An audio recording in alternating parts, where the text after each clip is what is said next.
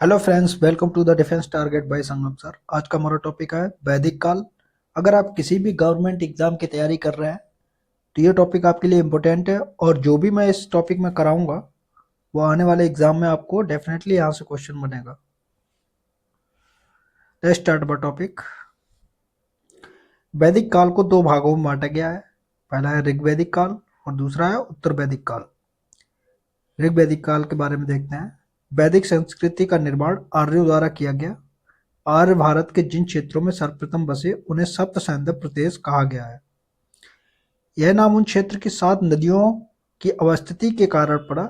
नदियां कौन कौन सी हैं? सिंधु, सतलज, रावी, चिनाब, ब्यास, झेलम और सरस्वती। ऋग्वेद में इस क्षेत्र को ब्रह्मावत भी कहा गया है। मैक्स मूलर ने आर्यों का मूल निवास स्थान मध्य एशिया माना है। ये स्टार लगा लो, इंपॉर्टेंट क्वेश्चन है।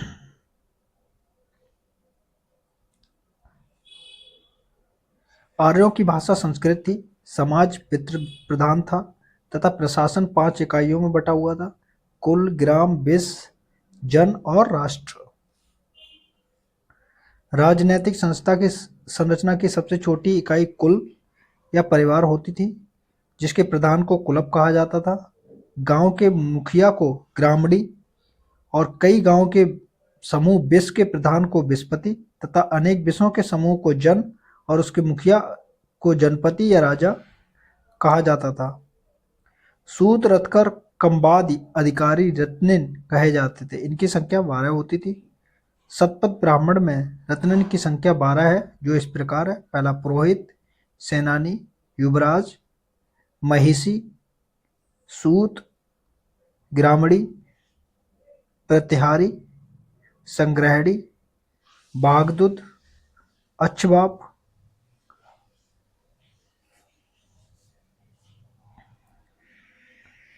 पालागल और गोविकर्तन। गोविकर्तन शिकार में राजा का सहायता करने वाले को गोविकर्तन कहा जाता था।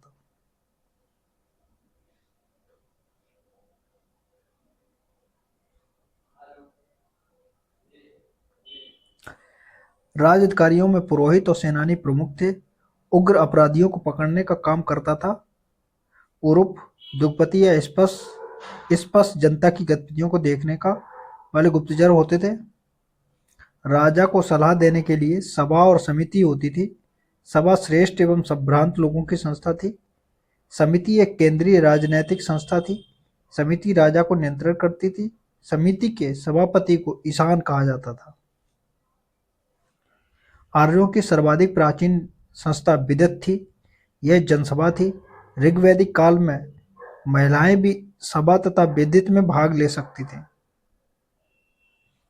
ऋग्वेद के 7वें मंडल में दशराज युद्ध का वर्णन आया है, जिसमें भारत वंश के राजा सुदास एवं 10 राजाओं के संग 5 आर्य एवं 5 अनार्य के मध्य परुसड़ी मतलब रावी नदी के तट पर युद्ध हुआ था। इस युद्ध में सुदास विजयी हुए। भरत जन के मुख्य पुरोहित विशिष्ट तथा 10 राजाओं के संग में पुरोहित विश्वामित्र थे।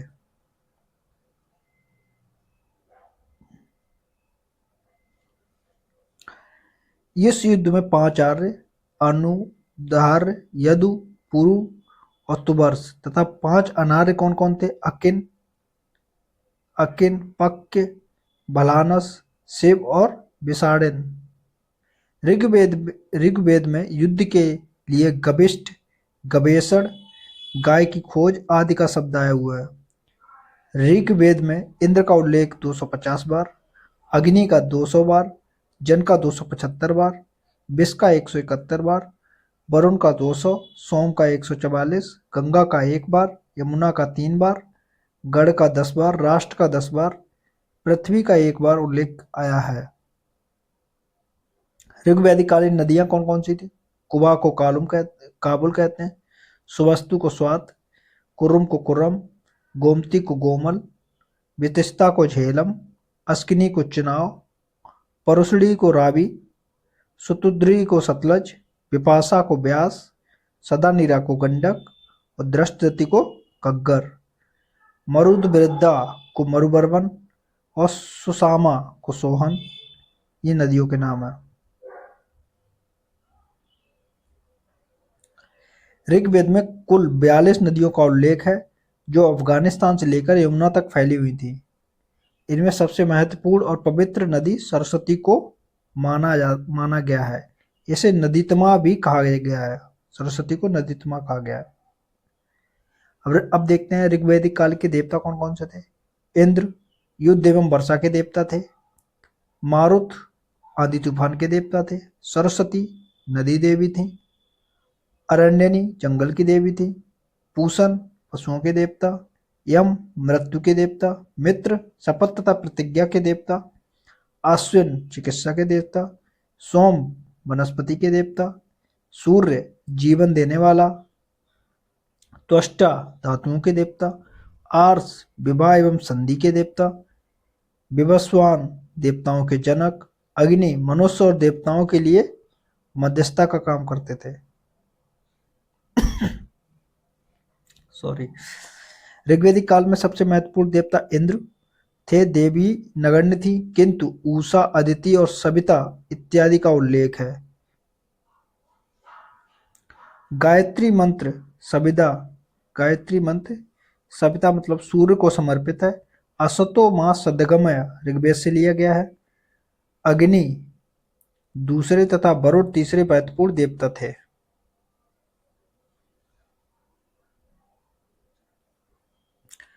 वरुण को ऋतस्य गोपा कहा गया है तथा उसके लिए नैतिक व्यवस्था बनाए रखने का देवता माना गया है। संपत्ति की गणना रचय अर्थात मवेशियों के रूप में होती थी। जुते हुए खेत को उर्वरा। परुचारण भूमि को खिल। हल को शीर। हंसिया को सृढ़। गोबर की खाद के लिए करीस।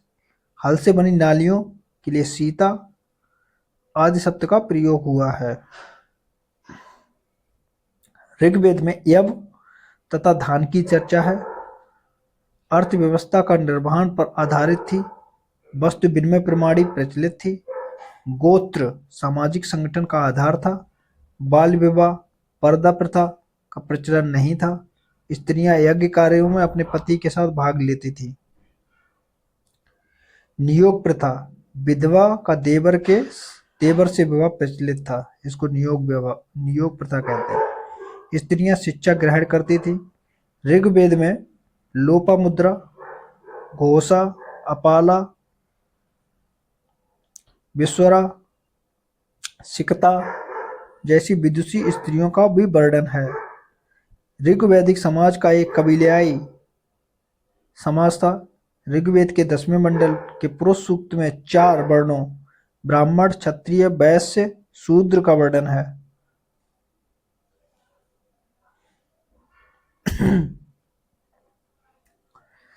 ऋग्वेद में गाय को अधन्य मतलब न मारने योग्य कहा गया है।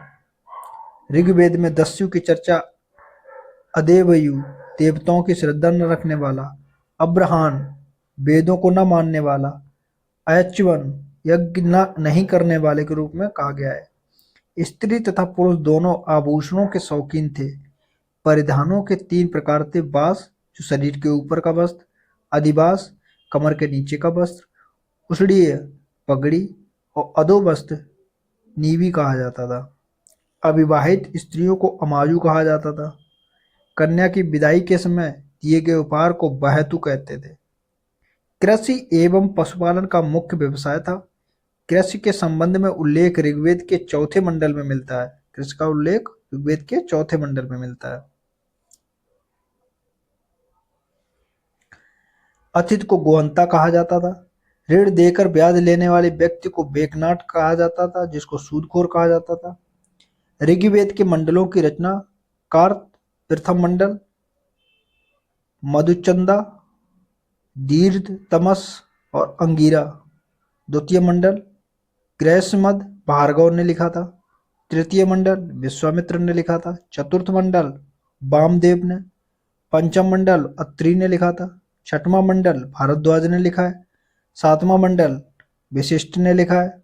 आठवां मंडल कर्ण ने लिखा है। नवां मंडल पवमान अंगिरस ने लिखा है। दसम मंडल महासूक्तीय और छद्र सूक्तीय ने लिखा है। अब हम देखते हैं उत्तर वैदिक काल के बारे में। इस काल में आर्यों का विस्तार पूर्व तथा दक्षिण की पूर्व की ओर हुआ, जिसमें वे गंगा यमुना दोआब पंजाब से कुरुक्षेत्र तक फैल गए। उनका जीवन स्थायी हो गया। पशुपालन की जगह कृषि और अधिक महत्वपूर्ण मिलने लग गया। आर्यों के निवास स्थान को आर्यावर्त कहा गया। राजा का पद वंशानुगत होने लगा। ऋग्वैदिक कबीलों को जनपद का स्थान ले लिया। राजा अधिक शक्ति संपन्न होने लगे। उन पर सभा एवं समिति जैसे संस्थानों का नियंत्रण कम हो गया। विद्युत पूर्ण नष्ट हो गई। सभा में स्त्रियों का प्रवेश वर्जित हो गया। इस काल में राष्ट्र शब्द का प्रयोग मिलने लगता है। बलि के अतिरिक्त भाग तथा शुल्क जैसे करों की चर्चा मिलने लगती है। आर्य का 16वां भाग कर के रूप में लिया जाता था।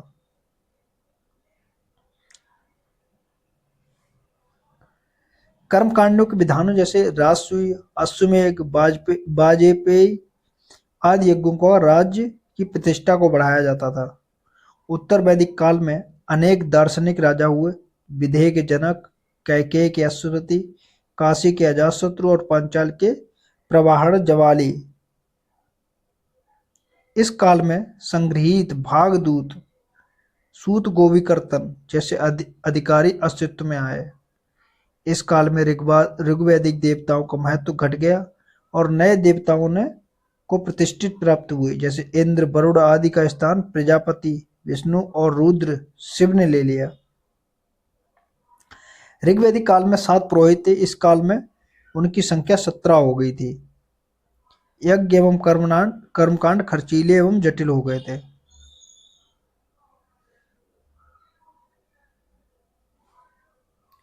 पूषण ऋग्वैदिक काल में पशुओं के देवता थे। इस काल में शूद्रों के देवता हो गए। समाज में स्त्रियों की स्थिति में गिरावट आई। इस काल में ग्रंथों में पुत्री के जन्म को अच्छा नहीं माना गया। पंच महायज्ञ कौन कौन से थे? ब्रह्म या ऋषि यज्ञ, प्राचीन ऋषियों के प्रति कृतज्ञता।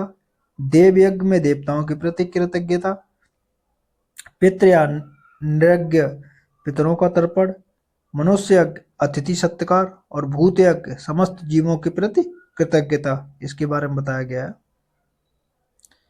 उत्तर वैदिक काल के ग्रंथ छंदोग्य उपनिषद में केवल 3 आश्रमों का वर्णन है। ब्रह्मचर्य, गृहस्थ और वानप्रस्थ की चर्चा की गई है।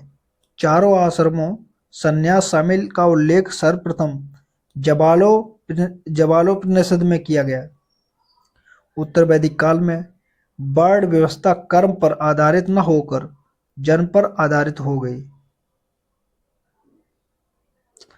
अब 4 धार्मिक पुरोहित कौन कौन से थे उसके बारे में देखते हैं।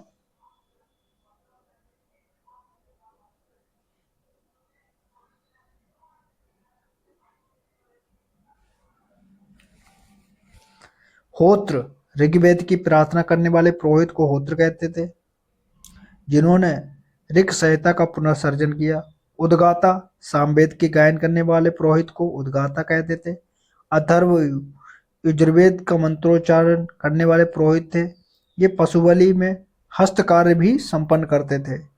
ब्रह्मा ये इस बात की जांच करते थे कि यज्ञ विधि पूर्वक किया जा रहा है तथा मंत्रोच्चारण शुद्ध हो रहा है या नहीं।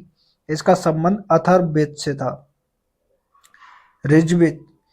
ऋत्विज मुख्य पुरोहित के रूप में सभी यज्ञों का पर्यवेक्षण करता था। 3 ऋण कौन कौन से हैं इसके बारे में देखते हैं। गृहस्थ आश्रम के देव ऋण, यज्ञ आदि करवाना। पितृ धर्मानुसार संतान की उत्पत्ति कराना। और ऋषि ऋण, विधि पूर्वक वैदिक ग्रंथों का अध्ययन करना।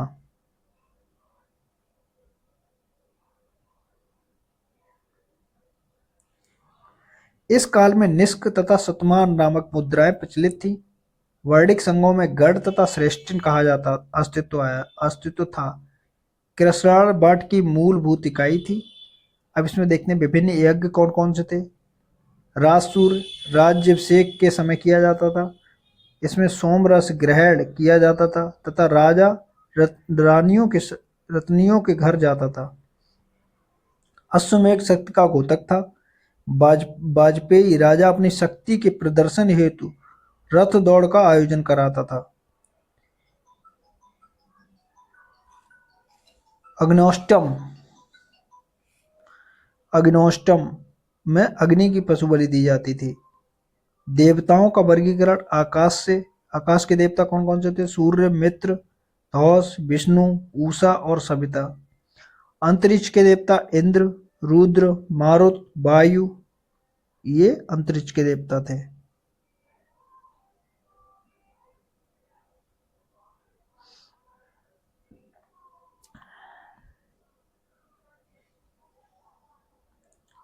पृथ्वी के देवता अग्नि, पृथ्वी, सोम, बृहस्पति और सरस्वती।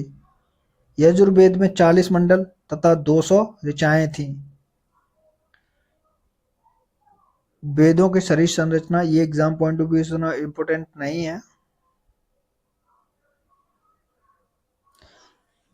वेदांग एवं संबंधित विषय, ये इंपोर्टेंट है, इसको देखते हैं। शिक्षा, शुद्धोच्चारण, कल्प, यज्ञों का संपादन, व्याकरण, व्याकरणिक नियम वगैरह इसमें थे। निरुक्त, शब्दों की व्युत्पत्ति, छंद, छंदों का प्रयोग, ज्योतिष, खगोल विज्ञान।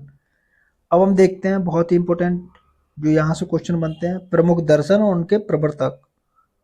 चरवाक दर्शन दिया था चरवाक ने, योग दर्शन दिया था पतंजलि ने, सांख्य दर्शन कपिल ने दिया था, न्याय दर्शन गौतम ने दिया था, पूर्व मीमांसा जैमिनी ने दिया था, उत्तर मीमांसा दर्शन बदरायण ने दिया था, वैशेषिक कराड़ एवं उलूक ने दिया था।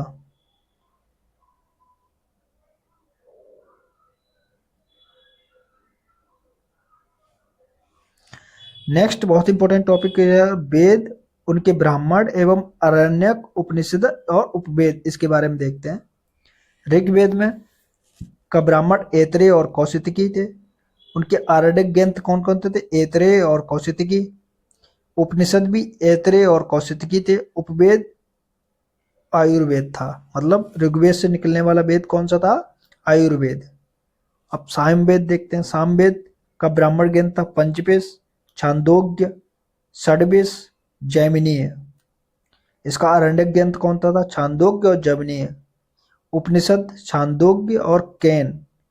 इसका सामवेद का उपवेद था गंधर्व वेद। यजुर्वेद का ब्राह्मण ग्रंथ है तैत्तिरीय, शतपथ और आरण्यक ग्रंथ है बद्रायण और तैत्तिरीय। इसका उपनिषद कौन कौन से थे? श्वेतव्यासर, ईश, बृहदारण्य, मैत्रेयी, कंठ, तैत्तिरीय। और इससे निकला उपवेद है धनुर्वेद।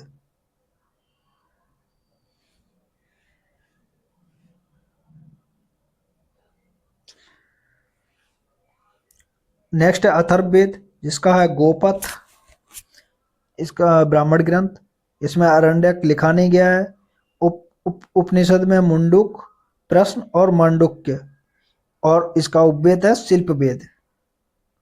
ये एग्जाम पॉइंट ऑफ व्यू से बहुत ही ज़्यादा इंपॉर्टेंट टॉपिक है, इसको अच्छे से तैयार कर लीजिएगा। अगर कोई भी क्वेश्चन वैदिक काल से